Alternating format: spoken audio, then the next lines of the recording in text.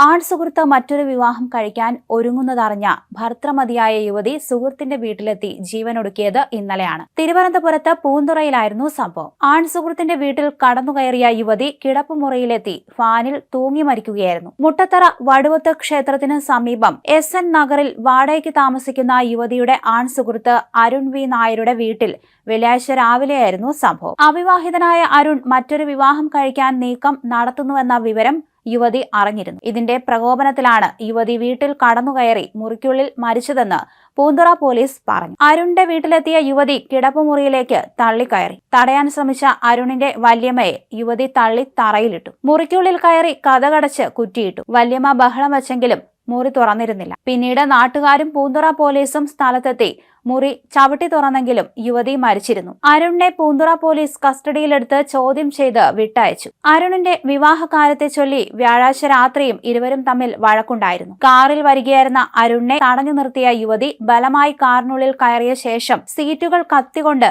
കുത്തിക്കീറിയിരുന്നു. തടയാൻ ശ്രമിച്ച അരുണിന് ഇടതുകൈയിൽ കുത്തേൽക്കുകയും അടിപിടിക്കിടെ യുവതിക്ക് പരിക്കേൽക്കുകയും ചെയ്തിരുന്നു. സ്കൂളിൽ ഒരുമിച്ച് പഠിച്ചിരുന്ന സിന്ധുവും അരുണും പൂർവ്വ വിദ്യാർത്ഥി സംഗമത്തിൽ വെച്ച് കണ്ടുമുട്ടിയതോടെയാണ് വീണ്ടും സൗഹൃദത്തിലായത്. അരുണിനായി യുവതി പലരിൽ നിന്ന് പണം കടം വാങ്ങിയിരുന്നതായി പറയുന്നുണ്ട്. നിലവിൽ ആത്മഹത്യക്കാണ് കേസെടുത്തിരിക്കുന്നതെന്ന് SHO സാജു അറിയിച്ചു.